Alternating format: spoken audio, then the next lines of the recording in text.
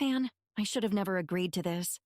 Not that I had a choice, really. My sister Emily had heard about this mysterious abandoned military bunker from her friend Brad, who was all into urban exploration and all that jazz. With Halloween just a few days away, Emily thought it would be super cool for us to explore it together. It'll be an adventure, she said. Yeah, right.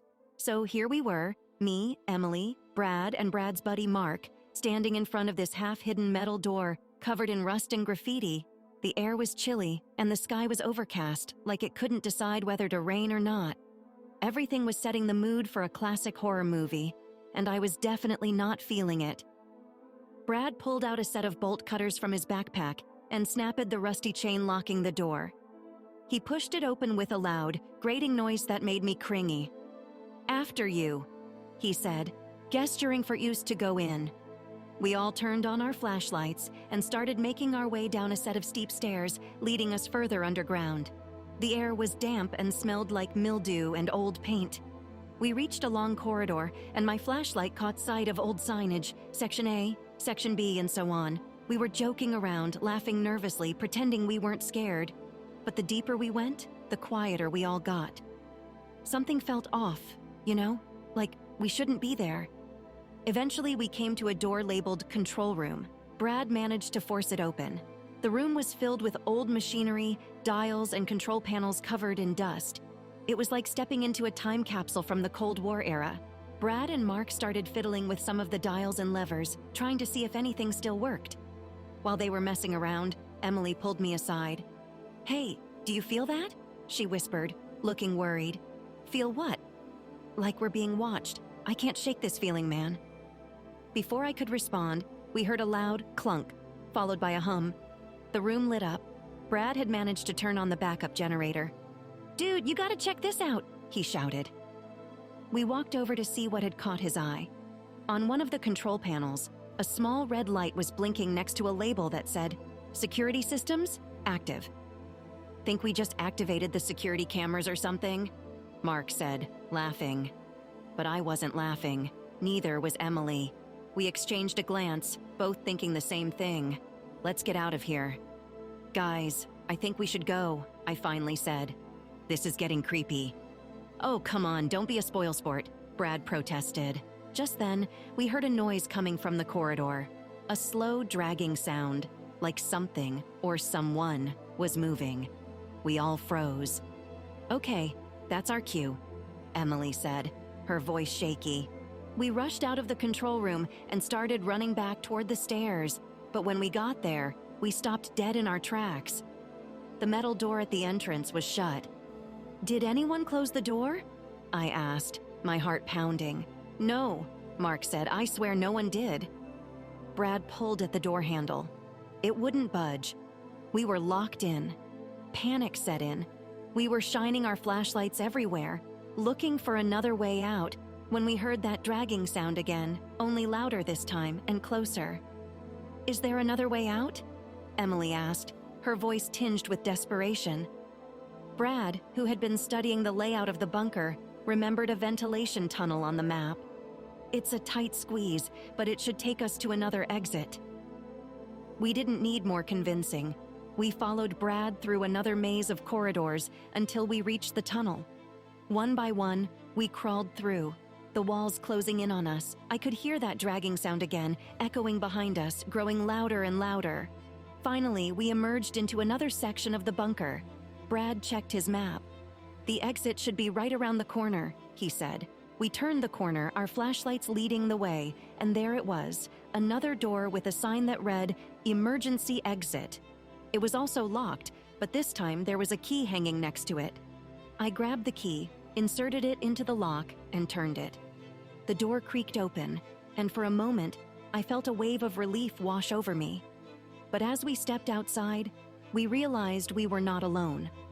Standing there, just a few feet away, was a figure in a tattered military uniform. His eyes, or what should have been his eyes, were dark voids staring right at us.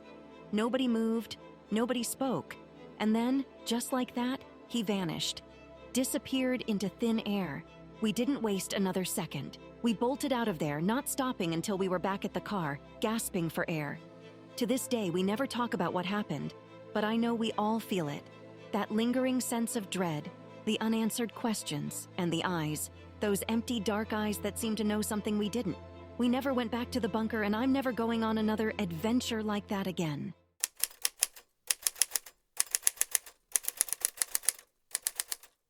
I woke up with my head pounding, like someone was smashing it with a hammer from the inside. My eyes flickered open, struggling to adjust to the dim light. Where was I? My thoughts were a foggy mess, like a car windshield on a rainy day. I sat up, and that's when I noticed the walls. Cold, gray concrete surrounded me. It was a room. No, a bunker. Crates stacked in corners, military-style metal shelves, and one single bare light bulb hanging from the ceiling. I was lying on a thin mattress on the floor. A chill ran down my spine. How did I get here? My memories were patches of fog, nothing concrete. My heart started pounding like a drum. I had to get out. I stumbled to my feet, wobbly, like a baby deer learning to walk. A door loomed on one side of the bunker. I rushed to it, yanked at the metal handle, but it wouldn't budge. Locked. Of course, it was locked. I felt like a rat in a trap. Okay, think. I scanned the room, desperate for something, anything to help me get out. My eyes landed on a table across the room, cluttered with tools and, yes, a set of keys. My heart leapt. As I reached for the keys, I noticed something else on the table. A photo of me, smiling like everything was right in the world. My breath hitched. This was planned. Someone brought me here, but why? Snatching the keys, I rushed back to the door, fumbling to find the right one. Finally, a click. The door swung open with a creak that echoed in the empty space beyond. A corridor, dimly lit, stretched out in front of me. I stepped out, my bare feet cold on the concrete floor. The door slammed shut behind me with a finality that shook me to my core. I started walking, or more like running, not knowing where I was going, but just needing to get out. The corridor twisted and turned like a maze. Every so often, doors appeared on either side, but I didn't dare open them. Finally, I reached a dead end, a ladder leading up to a hatch. Freedom? I had no time to think. I climbed. My hands were sore, my muscles aching, but I reached the hatch and pushed. It wouldn't budge. Panic seized me. Was I stuck here forever?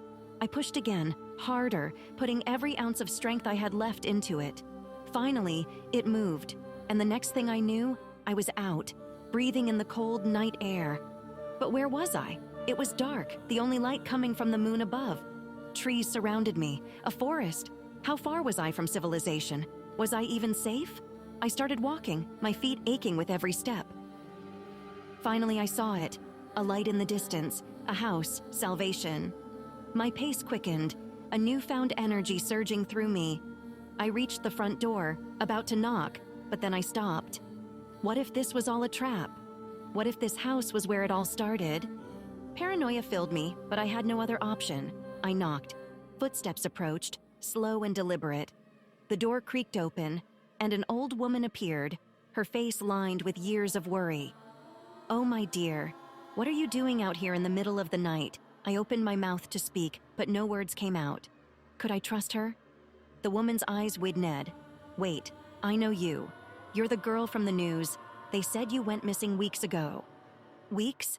It had been that long? She ushered me inside, wrapping me in a warm blanket and setting a cup of hot tea in front of me. "Don't worry, you're safe now," she said, her eyes meeting mine. But then I saw it, hanging on the wall behind her, a photo identical to the one I saw in the bunker. My heart froze. The old woman followed my gaze and chuckled, a sound that made my skin crawl. "Ah, I see you found my little keepsake. You know, you're not the first to escape the bunker, but you will be the last." My eyes widened in terror. It wasn't over, it was just beginning. And as she moved closer, a sinister smile on her face, I realized the true horror. I had escaped one prison, only to find myself trapped in another, and this time, there was no way out.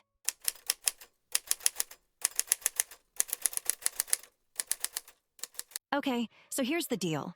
A couple of weeks back, my buddies, Kevin, Liz, and I, found this old, decrepit underground bunker in the woods. It's one of those places you hear about but never actually think you'll stumble across. Looks like something straight out of a horror movie, rusted metal door and all. We were just messing around, you know, being the usual curious idiots. We decided we'd come back some weekend with flashlights and maybe even film our little adventure. Kind of like those YouTubers who explore abandoned places. Thought we'd get a good scare, maybe even some cool pics. So, the weekend rolls around and we're all pumped. We grab our flashlights, some snacks, and a first aid kit, just in case, you never know. We hike through the woods, cracking jokes and pushing through brambles until we find it again. That rusty, half-hidden door that looked like it was just begging to be opened. Kevin, being the macho dude he is, pulls the door open. The squeal of rusted metal was like nails on a chalkboard, but it swings open eventually. We flick on our flashlights and venture inside. It's dark and smells like mildew. We laugh nervously, egging each other on. There are a couple of old desks, broken chairs, and old-school tech stuff that's seen better days. Creepy, Liz mutters, snapping some pics with her phone. We explore room after room, finding nothing but more dust and decay, until we reach this one room at the end of a long hallway. The door's already slightly open, and I get this uneasy feeling. You know, like something's off, but you can't put your finger on it? Yeah, like that. Let's check it out, Kevin says, pushing the door open. It's colder in there. Way colder. This room's different. There are markings on the walls, weird symbols and stuff, like someone was trying to keep something away, or in. The center of the room has a huge metal hatch on the floor, like those submarine ones you see in movies. Without missing a beat, Kevin walks over and starts fumbling with the hatch. "Don't," I say, my voice almost a whisper. Something doesn't feel right. "Oh, come on," he laughs. "It's probably just an old storage or something." With a grunt, he pulls the hatch open. A blast of cold air hits us, and the darkness below looks like it swallows the beam of our flashlights. No one says anything for a moment. I swear I hear something, like a faint, distant whisper coming from below. "I'm going down," Kevin announces, breaking the silence. Before we can stop him, he starts descending the built-in ladder. "Kevin, don't!" Liz shouts, but he's already out of sight. We wait. 1 minute, 2. Then we hear a scream. A blood-curdling scream that I know is Kevin's. Liz and I exchange horrified glances and bolt. We slam the hatch shut, panting, hearts racing. Then we run out of that bunker like bats out of hell, not stopping until we're out of the woods and back in the safety of daylight. We call the cops, who show up with a search team. They go down into that bunker, into that room, and find the hatch open. But no sign of Kevin. Just gone. Vanished into thin air. The investigation goes on for weeks but turns up nothing. They seal off the bunker, slap on a no trespassing sign, and that's it. Liz and I don't talk much anymore. It's like we're both holding on to this heavy secret, this guilt. And sometimes, late at night, I swear I can still hear that faint whisper, like it followed me back from the depths of that bunker.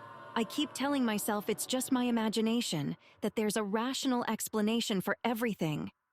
But then I think about Kevin, and that unexplainable cold, and the symbols on the walls, and I can't help but wonder, what was down there? What did we unleash? So here I am, telling you this story not as a cool adventure tale, but as a warning. Some doors are meant to stay closed. Some depths are better left unseen. And sometimes the things that go bump in the night are better off not being found. Trust me, I learned the hard way.